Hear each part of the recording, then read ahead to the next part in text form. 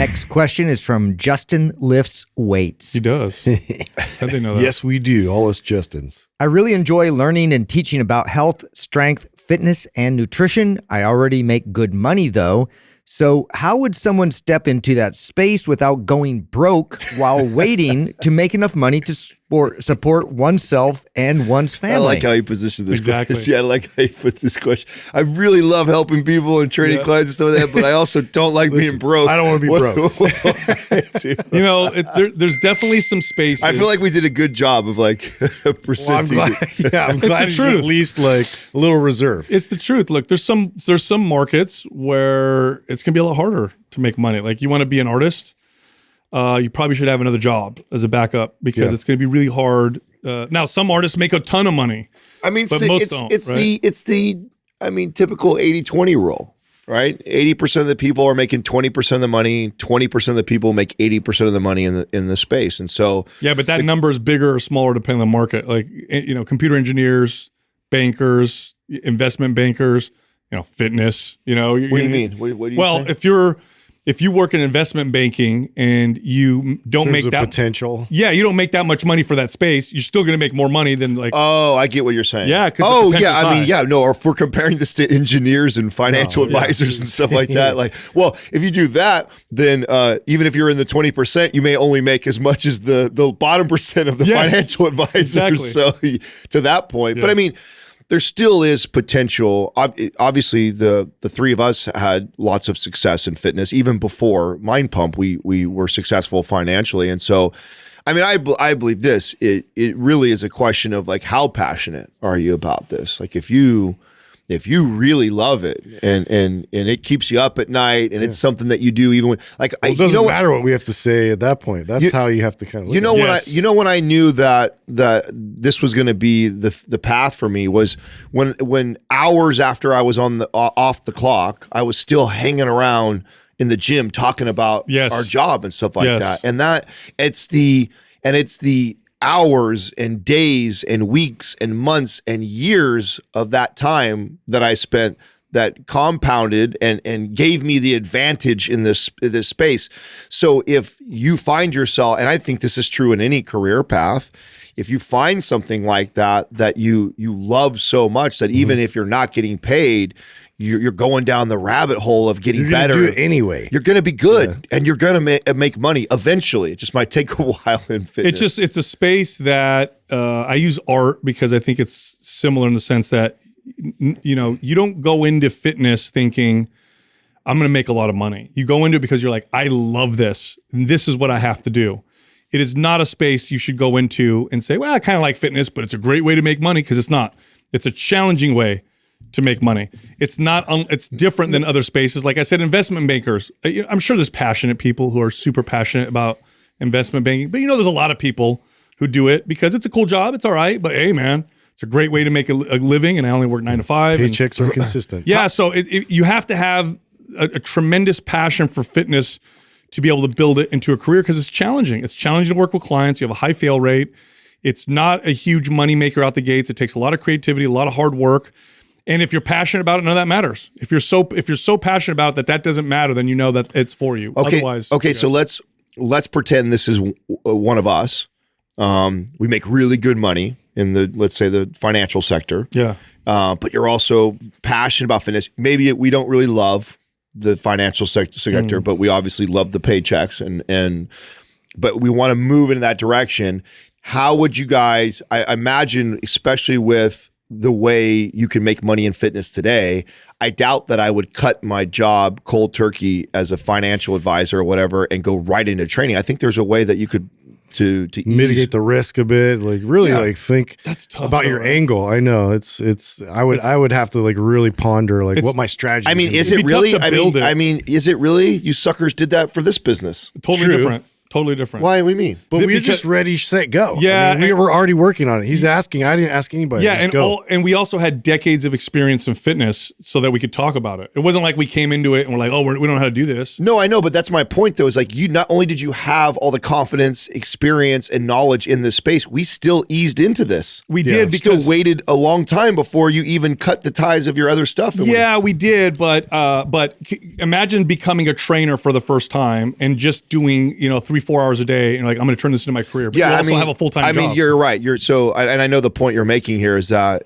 I mean, I stand by I love the 10,000 hour thing. It's like it takes damn near that to get really, really good at something, and especially in training, if you're going to make good money enough to where you'd walk away being a financial advisor, you're going to have to get pretty close to that many hours into. And if you're only doing 2 hour, I mean, do the math. It's going to take you 40 years. I think if before you're you really put that 10,000 hours in. I think if you're really, really passionate and you really want to do this, then you save up enough money to give yourself a buffer and say, okay, for the next 6 months, I can earn minimal money and I'll survive. And I'm going to give myself 6 months to do well. And then I think the easiest path, not easy, easiest path would be to work in a big box gym and move up the ladder there. Because I think if you're motivated, you do good with sales, you work your ass off, you could become a 6-figure employee within a year working in a big box gym.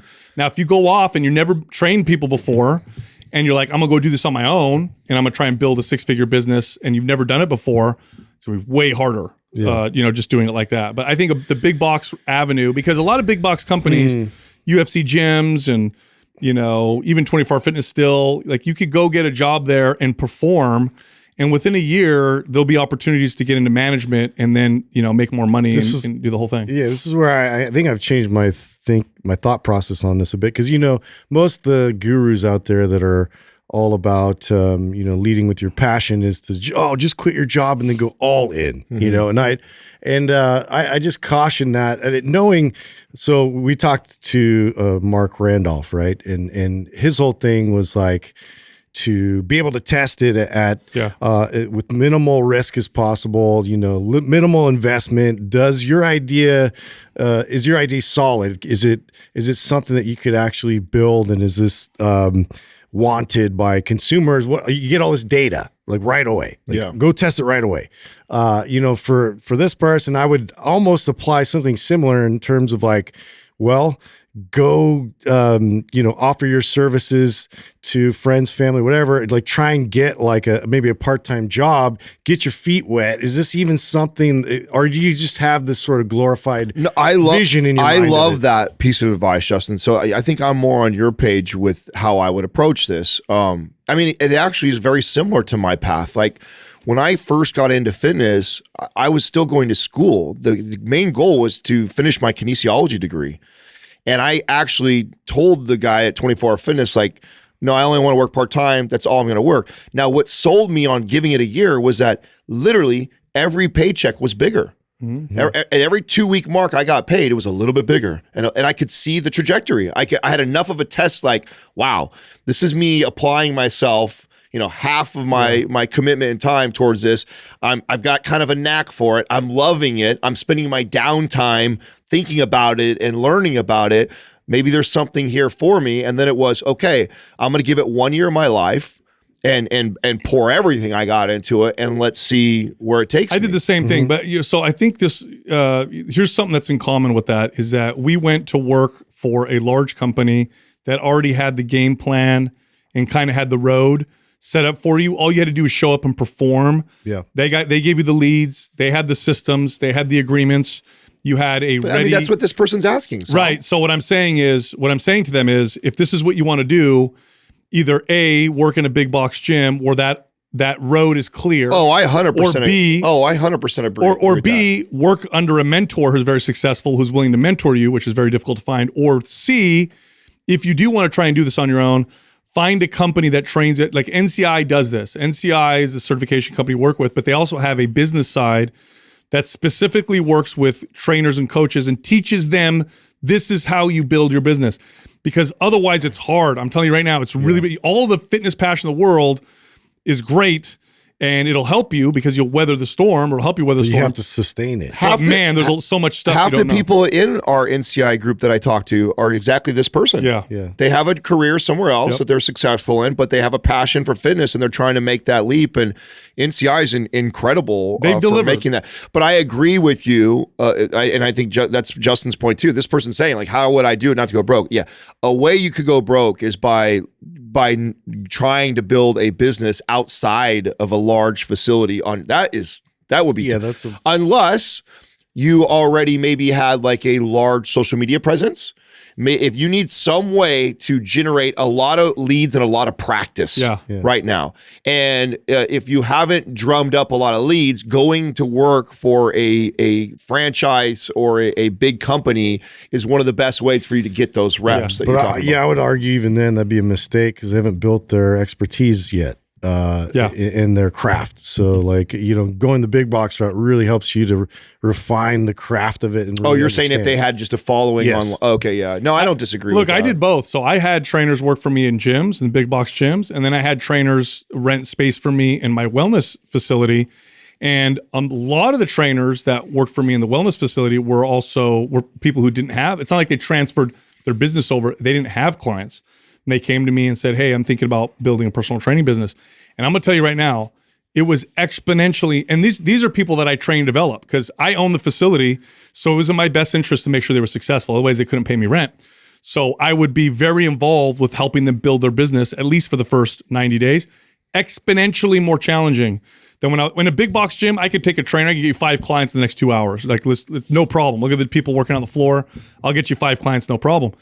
When you came to my facility, boy, was it hard. It was way more challenging. So it's that's the path. It's the lead scene, I'm saying. I mean, you get a big box gym on average is seeing 1,500 to 2,000 workouts a day. You work in a little private studio like yours. What'd you get? Nobody. 20 people? Yeah, maybe, and they already have trainers. Right. Like, so you're getting like no leads. So a huge difference. Totally. Look, if you like Mind Pump, head over to mindpumpfree.com and check out our guides.